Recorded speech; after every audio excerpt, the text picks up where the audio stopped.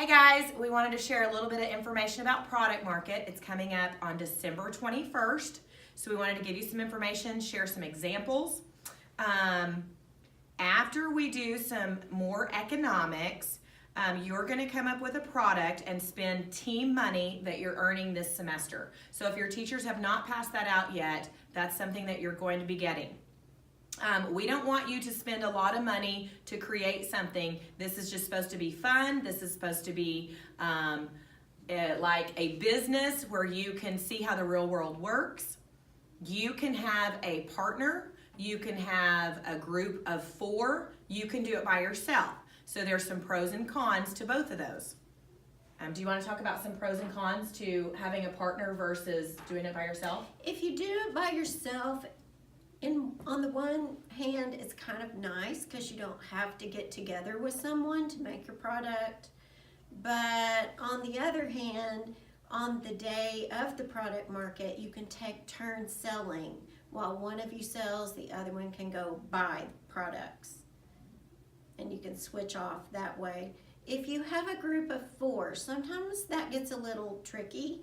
Choose carefully who you ask to be in your group because you want everyone to participate, you want everyone to help. You don't want one person to do all the work. So you might want to choose people that you know and that are going to be dependable. So you can create items like a craft. You can bring pre-packaged food items. We'll talk about that more in a minute. You can bring garage sale type items. You can create games. Be creative. Keep in mind that this needs to be something that you can set up and clean up very quickly so it's not super time consuming, and you will need to bring in everything that is needed for your business. A good website, if you want to look at inexpensive craft ideas or do it yourself, you can check out Pinterest.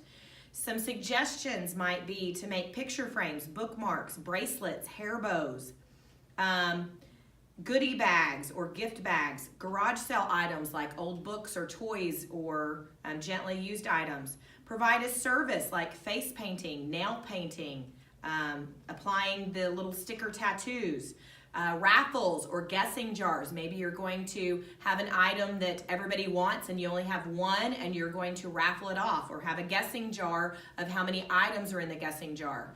If you're doing a guessing jar and it's food, like M&Ms, how many M&Ms are in the jar, you have to use gloves to count them out to put them in the jar, okay? So we just want to make sure that you know all the instructions. We're going to give some examples. Here's some things that what you can and can't do. Rip? Perfect. So some of the things that you cannot do, and if you bring some of these, we're not going to let you sell them because they can be really messy and they can just become a problem to have in the school. So you may not make and sell stress balls because they explode and they cause a huge mess. So no stress balls. You cannot make any food or drinks that are homemade and bring them to school. That's not a Hellstern rule, that's a Springdale wide rule. You cannot bring homemade food. So some examples, you could go buy some Harps cookies and bring them in because they're prepackaged. They have all the ingredients listed on the back. So if we have any allergies, you know exactly what's in them, which is not the case for homemade stuff. We have no idea what you put in it, and that's just not allowed. So it has to be prepackaged with a label like this, or this, something like this that you buy at a store. Or even like Halloween candy that's pre-packaged. It could be just candy and stuff like that. It could be sodas that are prepackaged, stuff like that. Or if you brought in some hot water, that's fine. You could have some hot cocoa packets, as long as they're in the package and we can see what's in them. You cannot exchange real money, okay? You can use real money to buy the supplies, but we will not use real money in the actual product market. We are using fake team money that you'll get from your advisors or your other teachers if they're passing it out now. So do not spend real money at the product market. You cannot pre-sell any items. We're not taking pre-orders on these items. If you've got something good, the selling only occurs during the product market. Also, there's going to be one specific room that is labeled as the food and drink room for your hallway. Okay, you cannot eat or drink outside of that room. Okay, so if you want to go get a snack, you want to get a drink, you've got to be in that room, and your teachers will let you know which room that is. And we're going to be very clear on that. You can't leave. We're not trying to make a mess in the whole building. So you want to say some of the things you can do. One more thing, slime is kind of like, Oh yes, no or slime. oobleck, or anything that's gooey, it gets in the carpet, it spills. Uh-uh. You can't do slime.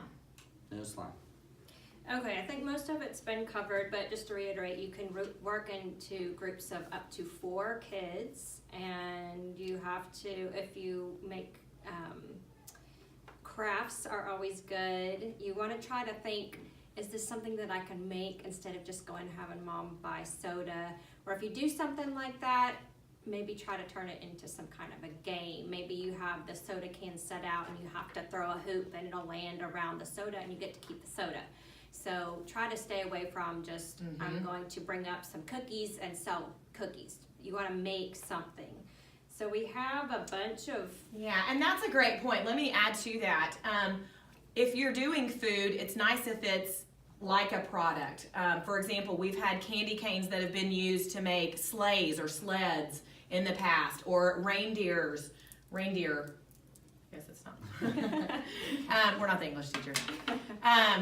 So try and make it into a product or a game instead of just literally going to Walmart, buying a bunch of food and coming up and reselling it. That's not the idea. We want you to have a business.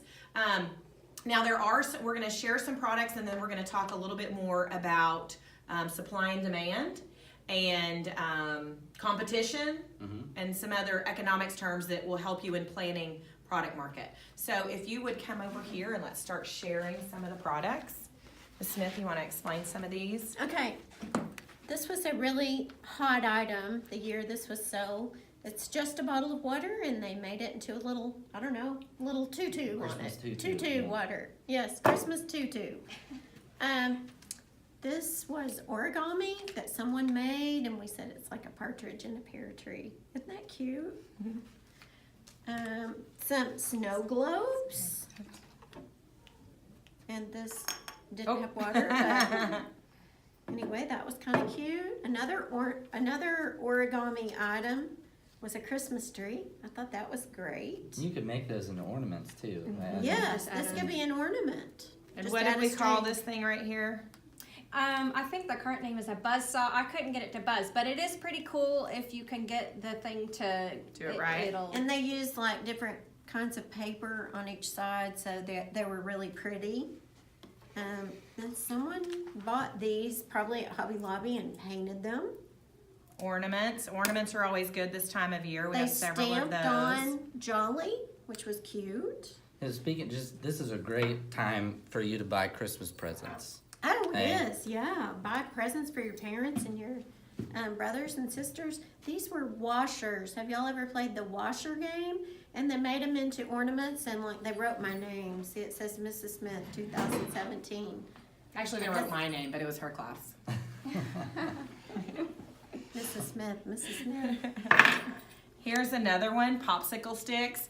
If you live in a neighborhood like mine and there's pine cones everywhere, that's free. All you gotta do is pick them up. There's tons of stuff that you can do with pine cones, popsicle sticks, several more ornaments here. A lot of Razorback stuff. Razorback. This was adorable, That's I thought. Can you cute. see that? Someone made that one year. Yeah, how close are you? Are you This getting all says this? reindeer food, and it has all the ingredients for hot chocolate inside. So that was kind of cute. Oh, here's another one. This one's a reindeer. Probably, it's very similar to that one. Yes. I think they sold both of those. All kinds of ornaments. Speaking of free, this person just went and got some rocks and decorated them, but they look really funny. They're so And they're fun. fun. Look how fun they are. This one has a mustache and a little hair. That looks like my dad. This person created a tic-tac-toe game, and they called it tic-tac-tile. This is just like a leftover like shower tile or tile that they've got from a store. There's a white and a gray, and then they threw it in there and they created a tic-tac-toe board. So that would be very inexpensive. Someone made flowers out of yarn, and I thought those were really fun. This was inexpensive. They made a bookmark. You can make those in a variety of ways. Oh yeah, I have a ton of those. So too. this, you can actually take a, like a stone from Hobby Lobby, and then if you get a magnet and you put like fun paper on the magnet and then the stone on top, it turns into a decorative magnet. So it's kind of useful too. And someone got really fancy one year and made these holders, cup holders. Koozies. Koozies. I'm sure they did. all that I thought this one themselves. was cute. These are keychains, but they're made out of little guitar picks. All they did was punch a hole in them. Those are cute. Aren't those cute? So there's some keychains.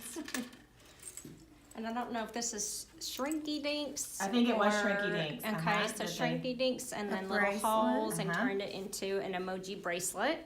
And here's another kind of bracelet made out of those stretchy things. Someone made necklaces one year. Can you see that with the Hellstern? And even a little Hair bows.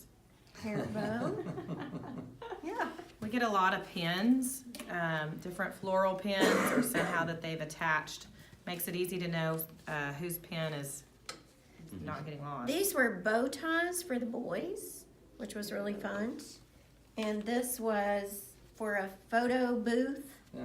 This was on here. And here's actually, We have other sometimes the photo booth will have to bring back the picture after Pictures. Christmas, after they've had a chance to print it That's off. cute. Yeah. Sometimes I've had people bring a printer and print it off or put it on something that's like this. Sometimes they just literally hand them the picture, so those are options. What about some game options? What are some things that they could do? Some really cool games that we've done in the past. Maybe bring in a little small basketball goal that we could attach to the door, or maybe just above a locker, and we set up an area for you to, pay $5. You get to shoot 3 balls, and if you make them, you get candy, that kind of thing. Any kind of little carnival games. Carnival that you style can game. make. Think about is Tawny really Town good. Grape Festival or, whatever carnival. And if it's something that you've done there, she mentioned, throwing a ring on a can, or think if you have little siblings that have any sort of the little putt-putt golf game, or the little bowling ball where you Yeah. roll the ball and have to knock over pins. Anything that's kind of a kid type game you can turn into a game. Really, really. Or if your easily. family has little yard games like cornhole where you're throwing the Uh-huh. little bean bags into the hole, or washers is actually a game too. And then for the raffles, do we want to talk a little bit more about that? Yeah, the raffles, we do not want you to announce the prizes during the actual product market. We will announce the winners at the end. So if somebody happens to get the right ticket, you don't just immediately say, oh, you're the winner, game over. Hey, you want people to continue to participate in your business for the entirety of the thing. And we're not trying to, we don't want people to cheat and just Pick their friend pick that their wins. friends to win. So we want to make sure that we wait to the very end. We'll all gather up as a team, and then we'll announce the guessing jar winners, we'll announce the raffle winners, and we'll give away those bigger prizes. And what's the difference between a guessing jar and a raffle? Well, good question, Mrs. Thanks. Smith. The raffle would be like one big item, okay? So if we're giving away just a much fancier thing, maybe it's... Or an iTunes gift card. Yeah, like a gift card or something like that. Something that's generally going to be, you can't sell a ton of them. Okay, maybe it might be. A Just basket. Oh, I know the basket that has the Malco gift card and Yeah. the candy, and they Yeah. make the Popcorn. movie and Yeah. popcorn. They make a movie basket. Yeah. And they only have one. So if you want to have a chance to win that, that. you have to spend money, your team money, to get a ticket, Mhm. and then your name is on the ticket, and then at the very end, they will draw one ticket out of the pile, and whoever's name is on that, they win, and they'll announce the winner, and you get the grand prize. Okay. And the guessing jar would be like How many this. pieces of candy are in this bucket? Bang. And then they have to pay per guess. Yeah. Okay. So this is one that, again, if they get the right number, it's not like, oh, here you go, you win. You've got to wait and figure out who's the closest, and then we would announce that all with the team at the end. If you give it away right when somebody wins, then your business is done. You've closed, and you're not going to make any more money. So it's in your best interest to keep letting people guess until the very end, and you'll make more money. Okay, let's talk about a couple more things. What about competition?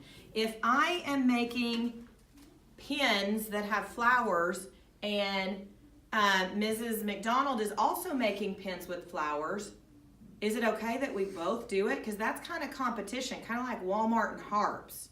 So what should we do? How do we price our items? Well, if you're selling them and one person's is selling better than the other person's, you might want to lower your price during the product market. Right. You can always go down, it's harder to go up. If you have a really desirable item and no one else is selling it, then you could actually raise your price if everyone wants it and there aren't very many items. I had a student last year that was making Harry Potter wands, and they were awesome. And he got down to only having like 2 more left, and he just raised the price to 10 because he knew he only had 2 left, and people wanted them. You can do that. That's paying attention to what we call supply and demand. If there is a small supply of a wanted item, the demand for it goes up, so the price goes up. Whereas this kid might have had a ton of these, okay, so he has a huge supply, and so he could probably reduce his price to sell a lot of them. Anything else? I think that's I about think it. that's it. Okay.